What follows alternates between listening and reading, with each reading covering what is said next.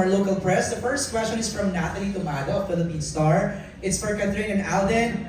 Pakuwento, the first time you said hello to each other, what were your first impressions and how did those impressions change or evolve after working with each other? Can you still remember the first time you said hello?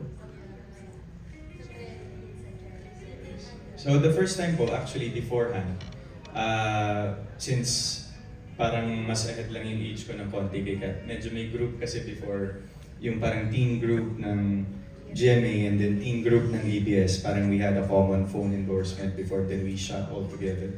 Tapos ever since then, nakikita-kita na rin kami sa events, but just hi, hello. Hi, hello lang talaga. But yung just wave, no?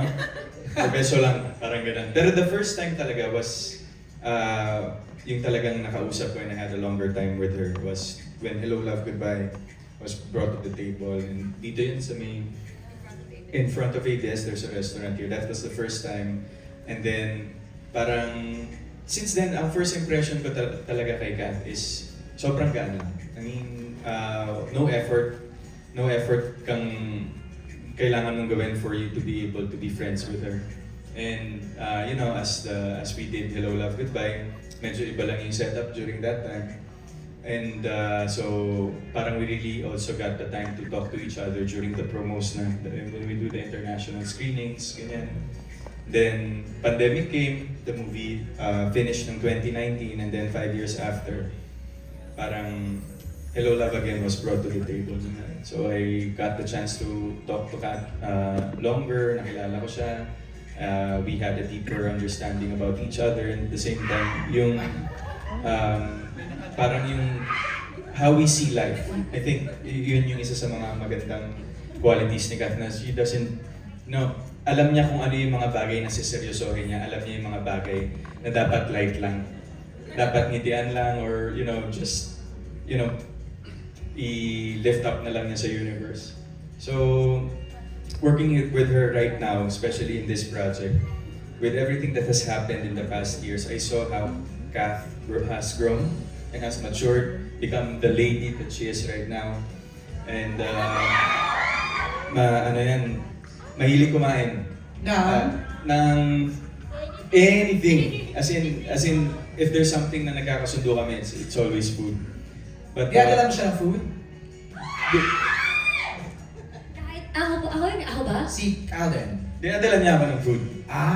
Sikat. Tapos, Basta may pagkain, nandun nandun sa kami. party.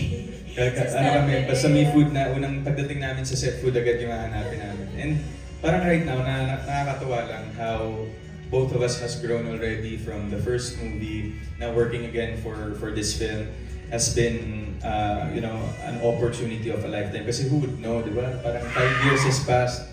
Who would have known na magkakaroon ulit ng sequel yung Hello, Love, Goodbye. And right now, we're very happy with the film. Excited kaming mapanood nila to. And we're just very excited and blessed to have this film to be shown all over the world. Thanks, Alden. Do you remember, Kat, the first time you said hello to him? I think yung official hello namin was the one in front of ABS. Yun yung formally na-introduce kami. Tapos nakatuck in pa siya. Parang floral na black and white polo shirt na ang taba-taba direct. Totoo, naka-floral daw. Floral ba? Oo, Yung picture at parang, ko. parang mayor.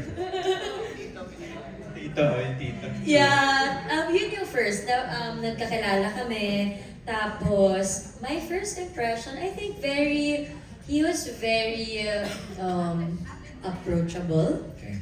Kasi diba usually may normal awkwardness naman every time you meet someone na bago, lalo pag magkaibang network kayo, ganyan.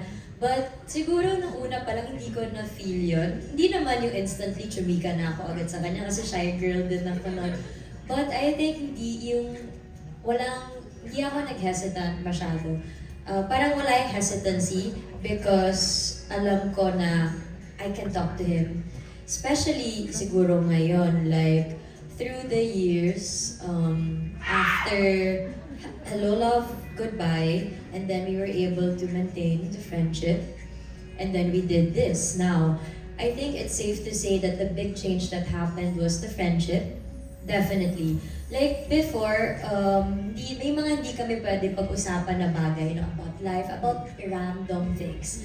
And now, it's just so easy to talk to this guy. Like, pwede ko siya pag-usapan namin about yung pinaka-random na may isip mo. And kung gusto mo din ng serious conversation, you can talk to him. And I think it's something na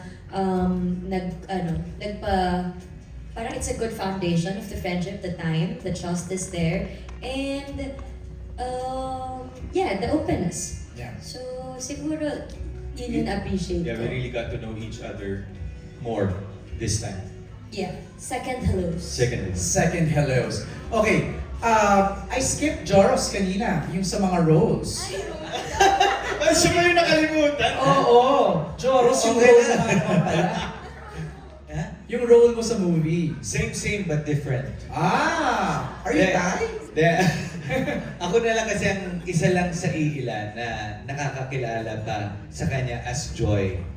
Kasi lahat kilala na siya as Marie. Tama. So, kami na lang dito ni Ethan na nakakakilala sa kanya as Joy. So, katulad nga ng sinabi ni Jobert, siya yung tito ko rito.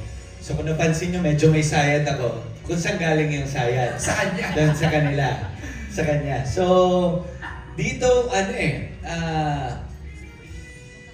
as always naman, parang ako yung medyo mangungulit sa, sa kanilang dalawa. So, ayun, abangan ninyo. Abangan. Hindi makakwento. Hindi eh, hindi Hindi talaga naman pwede. bawal eh. Oh, matalim yung tingin sa May mga Sabi ko eh. nakabantay na eh. Siyempre, we don't have to elaborate na the roles of Ethan and Marie. Diba? Yung second question na lang ni Natalie is for Direct Cathy. What's the biggest or most surprising change you've noticed in Catherine and Alden's chemistry on screen, on set after directing them for the second time around? Medyo humihirap. Ay, Kasi sinabi mo, huwag mag-usap. Ang tingin ko, nagkakainan talaga dun sa kwarto. Kainis. Hindi. Ay, ang pangit pa nagkakainan. Sorry.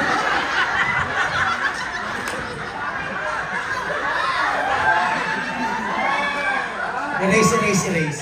Anyways, why ako kasi ang linis ng isip ko. Ah! Dinner break yun, dinner break. Oo, kasi ang bigat ng eksena. Tapos, Ito ba yung 5 hours na emotional scene? oo, yun. 7 hours. Kinuwento yan ni ni Oo, Cathy. so, talagang ang instructions ko, walang kakausap kay RJ, ay kay Alden. Tapos si Kat naman in fairness, di naman niya kinakausap. Except nung break, pagkaan ko, nasa sahig, kumakain sila ng adobo yata or something. Lechon kawali. Oo, tingnan. Pina-air fry pa. Tapos iniisip ko, magagalit pa ako. Sige, regalo ko na lang dun sa dalawa na may makausap. Kasi 7 oras na nga silang puro talagang sobrang makabagbag damdamin talaga sila. Sige, tinalikuran ko na, hindi ko na panagalitan. But anyway, hindi. If there's one thing talaga that changed, no? Well, along with the story din naman. Siyempre nakagawa na kami ng isang buong pelikula. Pero dito sa part 2, the trust was there. It was very evident, it was so clear. Beyond the friendship that I saw, kasi parang given na siya eh, may tiwala sila sa isa't isa. And I admire both of them that they support each other so much na kahit nakatalikod, inuubos yung luha. Naloka ko kasi nung isang, alala mo yan, pag reverse ko, sabi ko, parang mas umiyak ka pa nung nakatalikod ka. Oo, nahirapan na siya nung shot na niya. Kasi nung shot ni Alden, iyak na rin siya ng iyak. Ganun din naman si Alden. So, but it's a very good practice, no, to all actors wannabe na masarap sa isang artista na yung ka-eksena mo, ibinibigay din yung kailangang emotion para makakuha ka ng emotion. And they have that, and I really love that about them. Tapos yun, yung trust. I think trust and respect, yun yung sobrang evident sa akin dito na walang tanong, walang pahirapan, Pwede ba, Catherine? Pwede ba, Alden? Wala. Alam nilang kailangan ng kwento. I did not have to ask. Ah. Tumanda na rin sila, nag-mature na rin sila. I congratulate you both. Wow! Congratulations! Alright, let's move on. Ayana, are you with somebody? Yes, MJ, thank you so much. I have one of our friends here from Manila Standard, Angelica Villanueva. Okay. Hello guys, congratulations. My first questions will be for Marie, Catherine.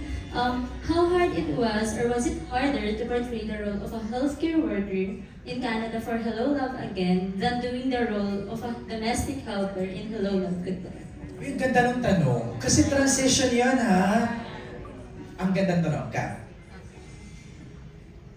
I think it's very hard. Ask ka muna bago si Marie tsaka si Joy, okay? Because, kailangan i-keep namin kung ano yung nakilala ng mga tao na si Joy. But then parang kahit di naman nila sabihin, parang feeling ko lang, kailangan ko siya lagyan ng ibang flavor when it comes to Marie. And paano mo nga iibahin yung mga nagtatrabaho sa Hong Kong, ano naman yung buhay ng mga nagtatrabaho sa Canada? So, bakit nila papanood to? Anong difference na hindi nila napanood dito na mapapanood nila? You know, ang dami. Iba talaga. Magkaiba yung mga yung tao doon. Siguro because si Joy, bilang domestic helper siya sa Hong Kong, it requires a lot of physical strength. So, it's physically tiring. And di ba si Joy, kilala naman natin, wala siyang inaatrasan kahit anong trabaho gagawin niya. Di ba lahat ng side hustles gagawin niya para lang maka-provide sa pamilya and for her dreams. And ganun pa rin dito si Marie. Siya yung klase na tao na walang pride, walang anything. Kung ikikikakitain niya ng pera, no problem. But this time, as healthcare worker naman, na iba din mundo to. So ngayon, may nakilala siyang ibang tao. Like we have Ate Val here, Janica, and everybody na magbibigay ng ibang flavor as well sa buhay ni Marie. So iba siya. So it's very familiar once you watch it. The character of Joy, it's still there. Pero nung nagka-Marie siguro, parang medyo mas nakarelate ako kay Marie personally. Mas malapit yung personality namin. So ang saya niya paglaruan, but at the same time, yun yung naging challenge sa amin. Kasi hindi mo naman pwede kalimutan ng bigla-bigla si Joy. Kailangan meron pa rin mga bakas ni Joy, but at the same time, may bago kang ilo-look forward sa character niya, which is Marie. So it's fun to play around with it. But kung hindi lang siguro, kung hindi mo siya masyadong kilala, ayaw mo naman gawin na half-baked lang yung mabibigay ni Marie. So sana, kung paano nila tinanggap si Joy, parang mas may intindihan nyo kung ano din yung pain na pinagdaanan ni Joy, kaya niya nagawang kaya nagkaroon ng Marie. So, di natin alam why, di natin alam yung reasons niya behind it, but definitely, marami siyang kailangan lunukin para kalimutan yung joy na nakita ng mga tao na yun. So, kailangan panoorin nila yun sa movie. Angelica, sorry, susundot lang ako, no? Parang, tama ba ako, Kath? When Joy left Hong Kong, may willingness na sa kanya to go to Canada. So, ando doon na yun. It's Ever not like, since. was she forced? Hindi di ba? No, it was her dream. Dream ever to go to since. Canada To di be ba? a nurse in Canada. So, Yun. yun yung ending ng Hello, Love, Goodbye. Papunta siya. So may sa baon Canada. siyang willingness, saka parang gusto talaga niyang gawin yon. Yes, gusto niya Oo, talaga. eh. From the very start, I think, alam naman niya na parang temporary lang. Parang stopover Correct. lang yung Hong Kong, di ba? Correct. Kasi yung main goal niya talaga, gusto niya mag-Canada, yun yung dream niya, tapos mag-America. Kasi ang sarap baunin yun nung audience pagpasok nila ng sinihan. Yes. Alam nila na si Joy, gusto talaga niya mag-Canada. Yes! Para pag pinanood namin. So I think it's gonna be helpful din siguro kapag bago nila panoorin tong part 2. Parang parang rewatch ng Hello, Love, Goodbye. Para lang maalala mo, ano ba yung nangyari dito? Tapos pag pinanood to, medyo connected siya. Ganda. In a way, yeah. Thanks, Kat. Angelica, your second question, please. Thank you, Kat.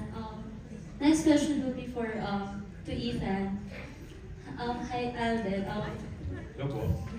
This sequel was taken like over 5 years. ago after Hello Love Goodbye. No? So, madali ka bang nakabalik sa role mo as Ethan? Especially in some ways, you're more matured na compared before. Thank you.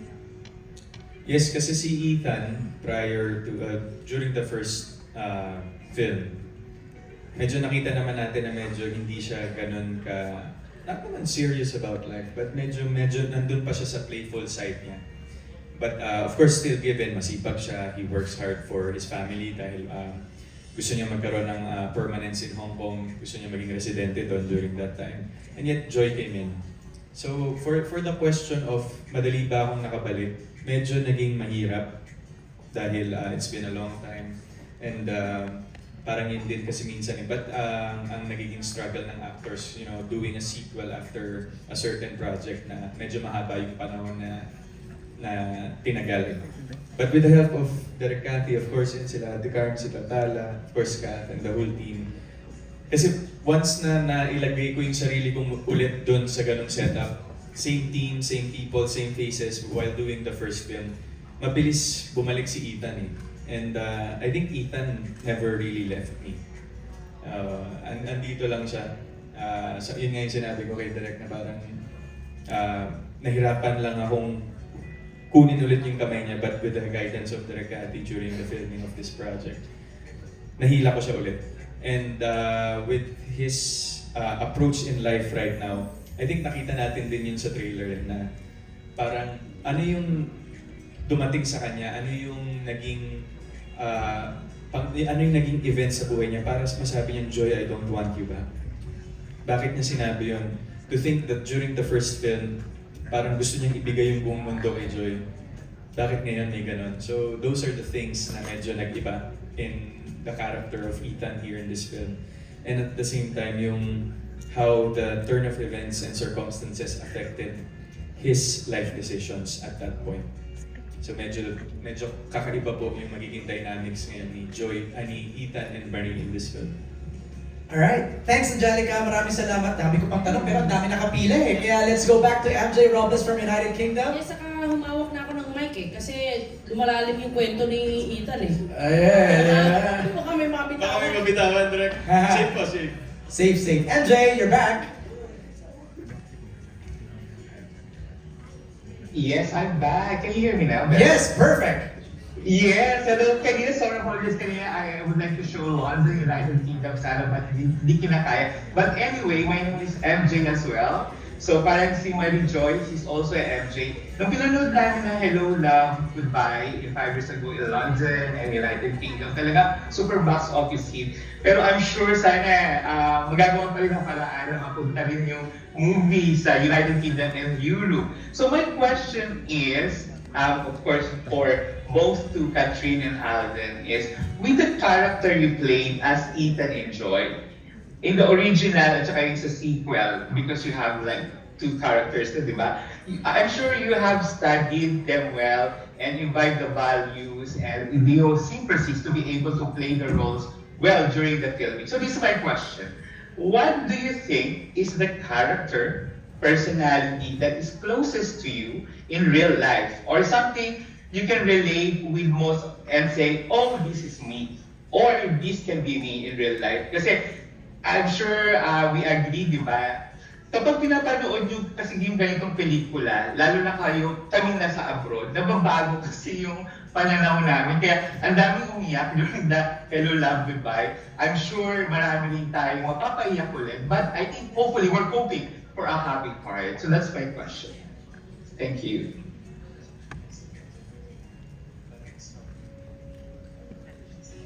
Pwede na no, sumagot ng konti. Oo, Yes, sige Direk. Hi Direk, Cathy. Hi! Oo. Hindi, si Kathryn kanina was able to answer a bit of it, no? That Marie is closer to her, no? Kasi yung talagang Hello Love Goodbye, alam naman natin, kwento ko na rin yun, kung paano ko talaga physically pinahirapan si Kathryn just so she could be Joy. And she did wonderfully, no? But because Marie ay may konting pag-shift ng character, that's why Kathryn, siya magsasabi kung ano yung tingin niyang malapit. Pero kasi si Alden, nahirapan ako. Kung mas madali nung nakaraan, nung HLG, closer to him, ako naniniwala akong mas medyo malayo yung a portion of the film dito ng HLA kay Alden. In fact, sabi ko sa kanya, Jay, gagawin mo ba to? Ay mararamdaman mo ba to? Hindi direct eh. Patay tayo dyan. We cannot say exactly what it is because it's like telling you the story already. But then yes, it's hard kasi hindi si Alden, si Ethan in a certain portion of the film. Yes po, Direk. Kasi there are scenes parang na since nga si Ethan somehow napunta sa Canada for some reason, di ba? May mga bagay doon na parang tinatanong ako ni Direk Cathy, Jay, kung ikaw ba, gagawin mo to? Tapos pag sinasabi ko, opo, Direk eh. Parang nagugulat siya, wala bang ano dyan? Parang this certain trait na hinahanap ni Direk dyan. Sabi ko, try ko po, Direk.